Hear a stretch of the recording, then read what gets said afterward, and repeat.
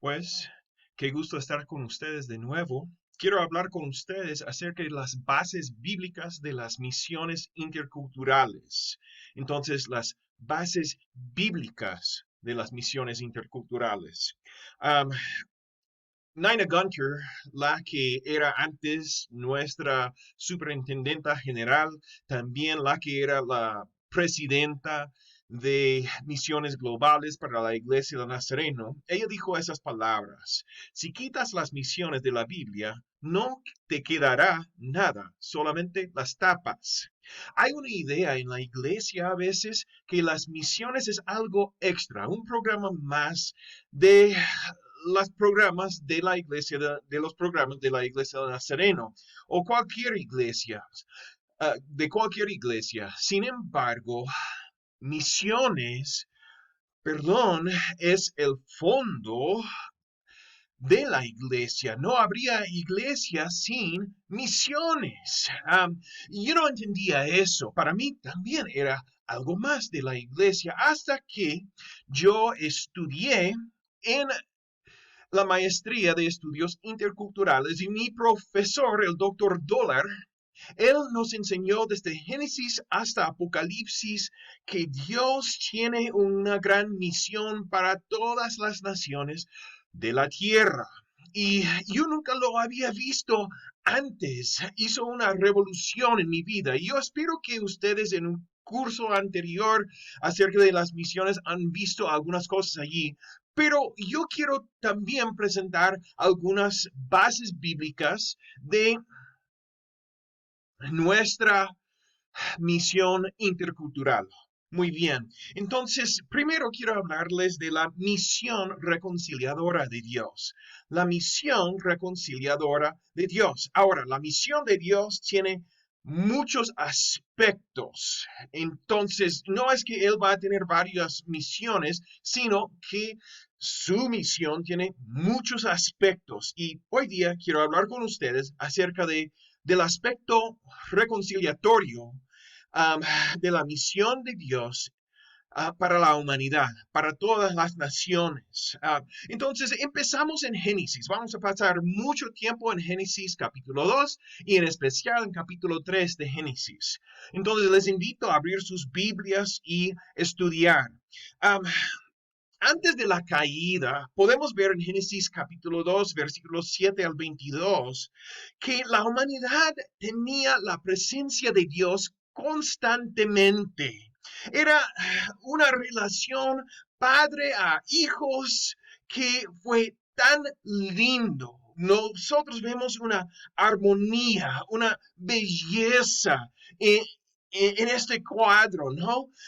Porque Dios siempre estaba con el ser humano. Yo imagino a Dios llegando en la tarde, en las brisas de la tarde y llamando siempre, Adán, Eva, um, y ellos disfrutando de escuchar su voz, recibiéndole con mucho amor, corriendo a Dios con tanto gusto, diciendo a Dios, mira lo que pasó con ese animal hoy día, mira lo que hice con esos ingredientes de esos árboles hoy día. Um, Era una comunión tan linda antes de la caída, pero um, había una intimidad y la Biblia habla en capítulo 2 versículo 7 y los versículos 21 y 22 de Génesis, que Dios había formado cuidadosamente al hombre y a su ayuda idónea con sus propias manos. Ese era el tipo de intimidad que tenían entre Dios y la humanidad.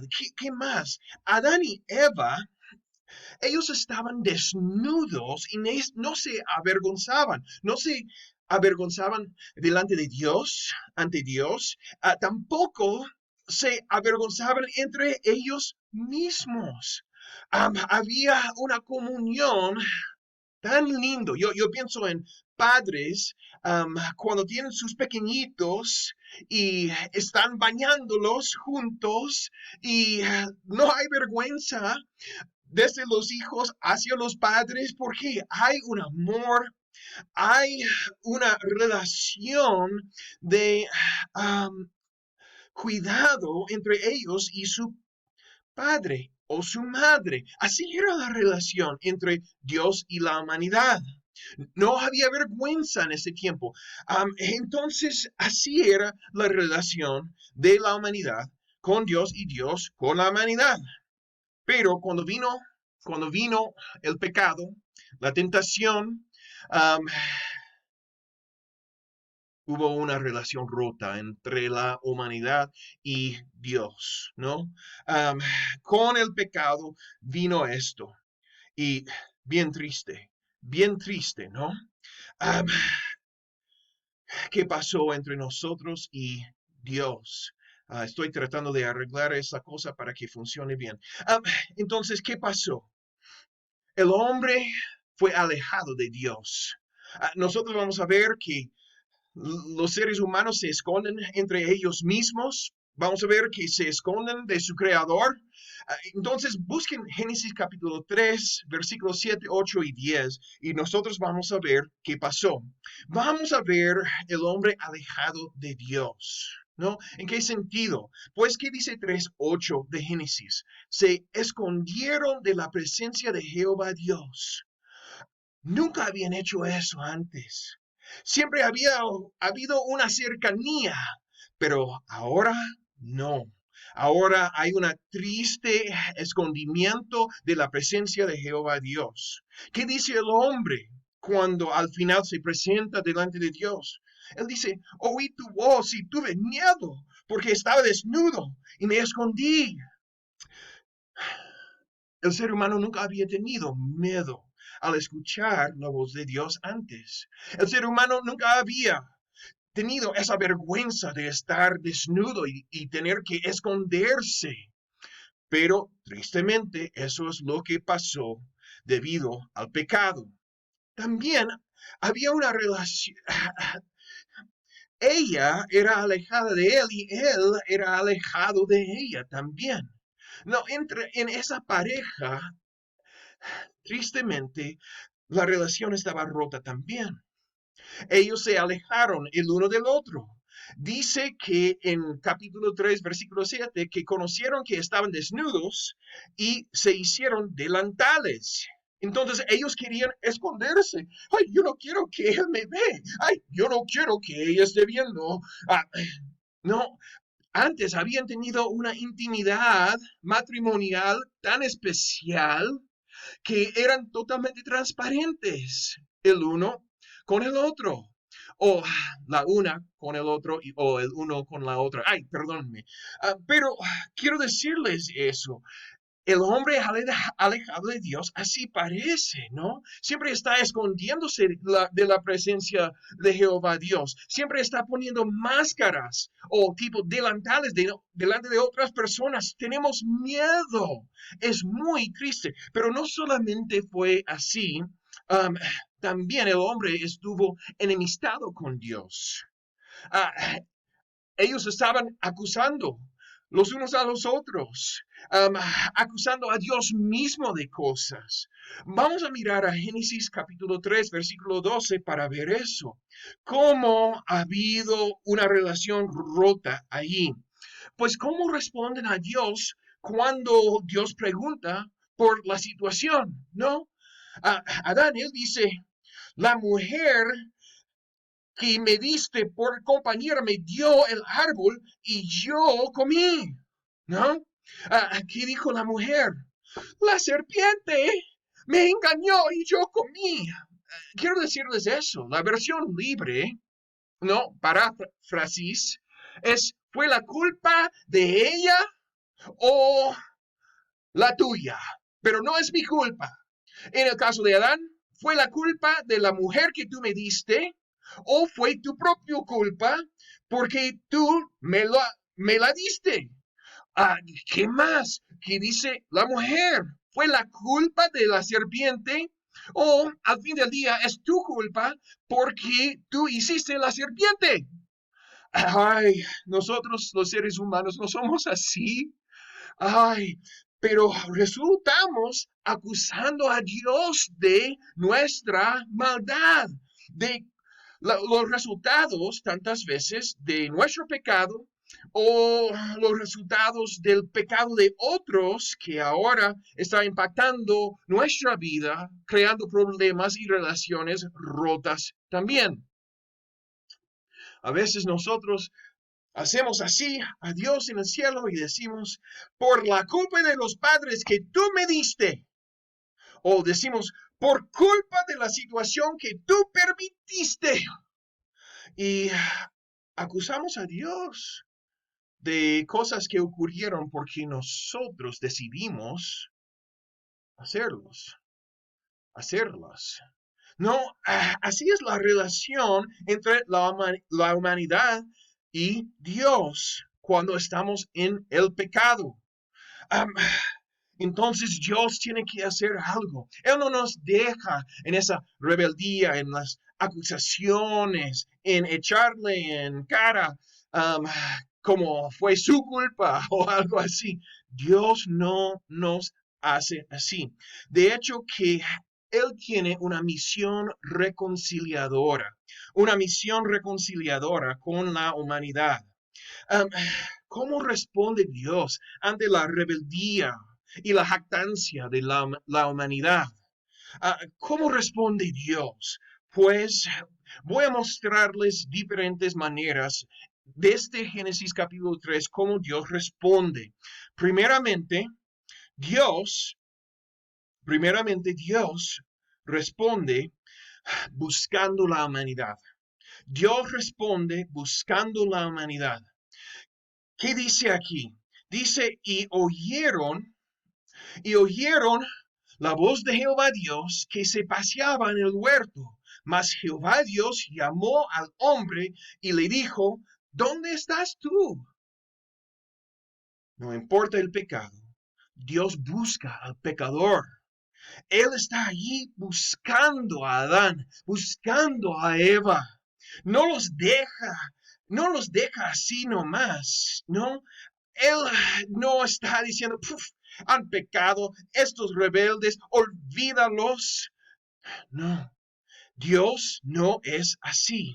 Dios, en lugar de hacerse así, Él busca el pecador. ¿Qué dijo Jesús?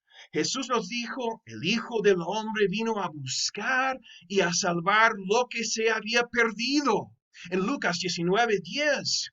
Entonces Jesús fue enviado o Jesús vino para buscar y a salvar lo que estaba perdido.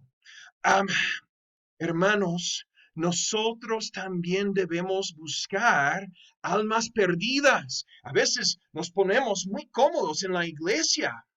Nosotros decimos, wow, estamos tan contentos acá, todos los salvos y santos. Y no reflejamos la naturaleza reconciliatoria de Dios buscando a las personas perdidas, dañadas por el pecado, personas que tienen una relación cortada con Dios. Nosotros tenemos el deber de hacer eso, hermanos. ¿Qué más hace Dios? Pues Dios dialoga, Dios dialogó con ellos. Él busca diálogo. Miren, 3:11, que dice, ¿quién te enseñó que estabas desnudo?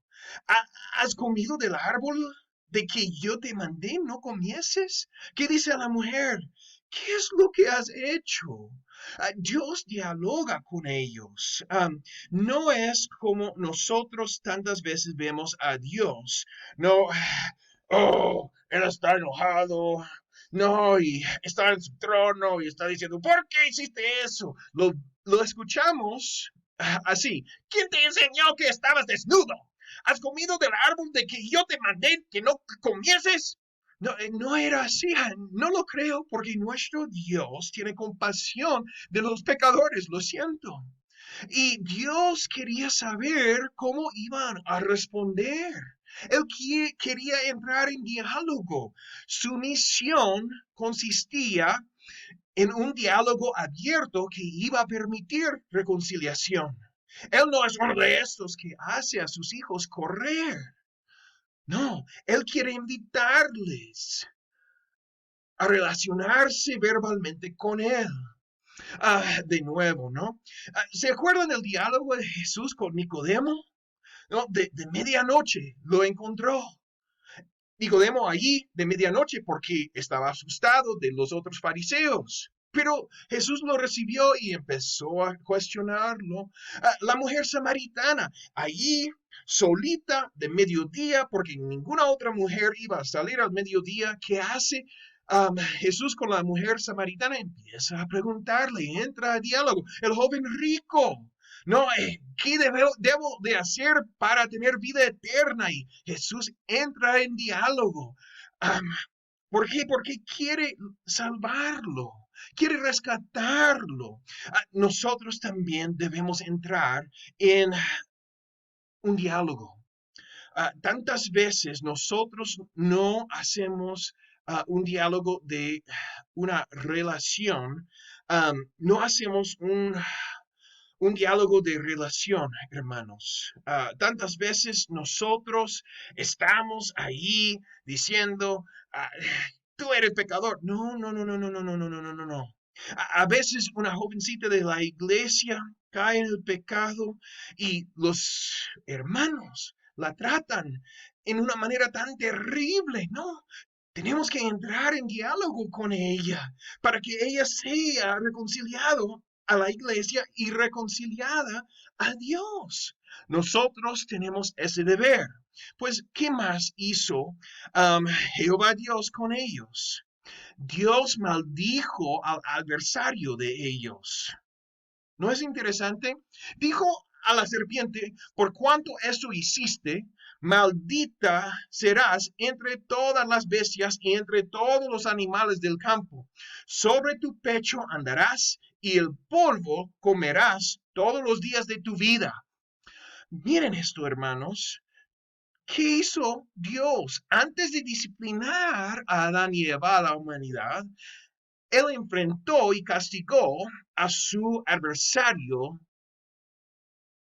¿Eso no es interesante? Um, Dios escoge um, castigar al enemigo, enfrentar al enemigo primero. Él sabía que ese enemigo había tentado a Adán y Eva. Él sabía que era la culpa de ese enemigo que ellos habían pecado. Él fue al inicio. Ahora, culpa total, no, porque Adán y Eva tenían responsabilidad en haber escogido mal. Esa parte en su pecado personal era de ellos, ¿no? Sin embargo, ¿cómo responde Dios? Él castiga al enemigo. ¿Qué más hace? Um, pues, enfocamos en eso primero. Nosotros, hermanos, debemos recordar quién es el enemigo real y enfrentarle a él. Nosotros a veces vemos a los no convertidos como enemigos. No, no debemos verlo así. Um, Dios extendió a la humanidad amistad y extendió al enemigo ay, ¿cómo se dice? Um, Vamos a ver más tarde, pero el estado de enemigo. Um, Dios trató a ellos bien. Y yo recuerdo una vez cuando un ateo en mi colegio, en secundaria, cuando yo tenía unos 16 años, empezó a hablar cosas feas de Jesús y delante de otros en la clase, y yo me enojé. Yo me enojé y yo me puse a defender vehementemente a Jesús y levanté mi voz y yo le dije que algún día iba a ser juzgado y cómo iba a responder a Jesús en ese momento. Ay, hermanos, nosotros recordar,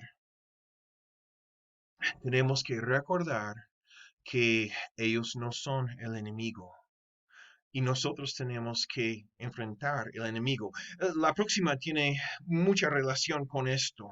La próxima dice así, Dios prometió el Salvador. Dios anuncia la victoria definitiva para la humanidad por medio del Hijo del Hombre, antes de castigar a ellos. ¿Qué dice? A la serpiente. Él dice, y pondré enemistad. Esa es la palabra que yo estaba tratando de decir antes. Entre ti y la mujer, y entre tu simiente y la simiente suya. Esta te herirá en la cabeza y tú le herirás en el calcañar. ¿Cómo es que matamos a serpientes, amigos? Nosotros lo agarramos por no sé cómo decir eso, no quiero ofender a nadie, pero la colita, vamos a agarrar ahí. No, para nada. Eso sería una tontería de mi lado, no quiero decir cosas feas, pero tenemos que herir la serpiente en la cabeza. Nosotros tenemos que darle duro en la cabeza para matar una serpiente. Y Dios dice que algún día el Hijo del Hombre va a dar duro en la cabeza a la serpiente. ¿No? Qué promesa tan linda. Que vamos a tener una victoria definitiva por medio de la simiente de la mujer que viene. ¿Qué dijo Jesús en Juan 12:31? Unos días antes de morir, cuando él estaba en ruta a Jerusalén para el tiempo ¿cómo se dice? Pascua, creo que se llama. Él dice, ahora el príncipe de este mundo será echado fuera. Yo ahora sí voy a hacer ese trabajo que mi padre prometió que yo iba a hacer en Génesis 3:15. ¿Qué más dijo Jesús? La noche antes de morir, él dijo, el príncipe de este mundo nada tiene en mí. Nada tiene en mí. Ahora, cuando él estaba en la cruz o cuando él estaba siendo tratado muy feo, los discípulos quizás pensaron que nada tiene en ti. Eso parece el diablo a lo máximo. No, pero Jesús, debajo de todo, estaba haciendo la obra del Padre para salvar la humanidad y darnos una victoria sobre la serpiente. Oh, hermanos, nosotros tenemos que anunciar salvación y victoria en Cristo Jesús. Nosotros tenemos buenas noticias para un mundo no reconciliado con Dios que necesita saber que hay una victoria para un ser humano, que hay un salvador para el ser humano. Pues, ¿qué más? ¿Qué más hizo Dios? Dios cubrió su vergüenza. Y Jehová Dios hizo al hombre y a su mujer túnicas de pieles y los vistió. Oh, ellos estaban avergonzados, castigados, disciplinados. Ahora, un castigo no como Satanás, sino un castigo para cambiar su comportamiento y manera de pensar, ¿no? Que se llama disciplina. Ellos estaban avergonzados, disciplinados. Ellos habían tratado de cubrirse en una manera no adecuada con hojas de higuera. Yo llamo esto redención higuera. Todo el mundo, nosotros pensamos antes de Cristo que podemos a través de buenas obras salvarnos. Eso es redención de hoja y de higuera. O nosotros pensamos si hago suficientes sacrificios, si soy suficiente buena persona, que voy a estar bien delante de Dios. Tampoco es la verdad. ¿Qué pasa? Todas son hojas de higuera, pero ¿qué hizo el Padre amoroso? Él, el ofendido, los cubrió con pieles a esos ofensores. Así es Dios. Hermanos, ¿recuerdan lo que el padre hizo para el hijo pródigo? Cuando el hijo pródigo llegó oliendo mal, pareciendo prácticamente desnudo, le dio ropa. le dio sandalias, le cubrió. Esa es la naturaleza reconciliadora de nuestro Dios y es la naturaleza reconciliadora de nuestra misión. Nosotros debemos tratar a las personas con el deseo que sean reconciliados así. Ay, tantas veces tratamos las personas con condenación y no nos ayuda en nuestra misión. No nos ayuda, hermanos. Tenemos que tomar la misma actitud de Jesús y cubrir vergüenza. ¿Qué hizo Dios? ¿Qué más hizo Dios? Los protegió. Oh, he aquí, um, que dice, he aquí, el hombre es como uno de nosotros, sabiendo el bien y el mal. Ahora pues, que no alargue su mano y tome también del árbol de la vida y coma y viva para siempre. Nosotros podríamos decir, eso parece mejor un castigo. No, hermanos, hasta fue el hermano Fernando Almeida que me enseñó eso hace, en 2008, 2009. Él dijo, Dios tuvo compasión de ellos que ahora sabían del mal y que ahora estaban separados de Dios con una muerte eterna. Dios no quería que esta ciencia y sus consecuencias les separe de Él eternamente. Dios no quería eso para ellos. Antes ellos solamente conocían el bien, ahora ellos tienen la ciencia, ellos ahora tienen la ciencia del mal. Dios dice, tenemos que proteger a esos pobres pecadores, ¿no? Jesús era así. ¿Ustedes se acuerdan la mujer encontrada en el mismo acto del adulterio y que los fariseos querían apedrearla? ¿Qué hizo Jesús? Él la protegió. Él la protegió. Eso es lo que hizo Jesús. Nosotros tenemos que ser obreros y agentes de protección reconciliadora. Así es la misión reconciliadora de Dios. Pues, hermanos, en Cristo Jesús, nosotros tenemos reconciliación. Miren lo que dice en Mateo 1:23. He aquí, una virgen concebirá y dará a luz a un hijo, y llamarás su nombre Emmanuel. Siempre cantamos eso en Navidad, pero es para todo el año y tiene mucho que ver con la misión reconciliadora de Dios. Dice, traducido es Dios con nosotros. En Cristo Jesús, la humanidad y la divinidad se juntaron, ¿no? Porque Él era el Hijo de Dios y el Hijo del hombre. Había una reconciliación de Dios con la humanidad en la misma persona de Cristo Jesús. Y ahora tenemos Dios con nosotros. ¿Qué dice en Apocalipsis 21:3? Nosotros vemos el clímax de lo que va a pasar algún día.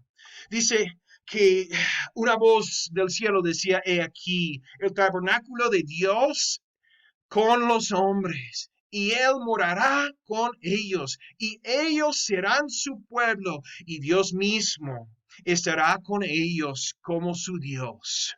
Oh, nosotros tuvimos a Jesucristo, Dios Hijo, en carne con nosotros reconciliando. Pero algún día va a haber una reconciliación gloriosa cuando ya no hay pecado, ya no hay Satanás, cuando ya no va a haber um, ya no va a haber la influencia de la maldad, la muerte, ni va a haber lágrimas en este tiempo y Dios va a morar con nosotros. Es un futuro de cumplimiento de la misión reconciliadora entre Dios y la humanidad. Hermanos, les digo esto, Él nos ha dado esta misión.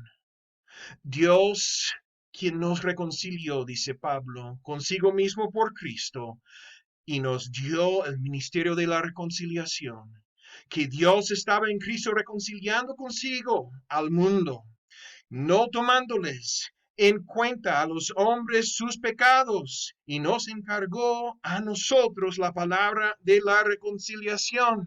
Eso no es lo que hizo Dios ese mismo día, ese primer día cuando la humanidad había pecado. Um, ¿No hizo Dios una reconciliación consigo al mundo pecador?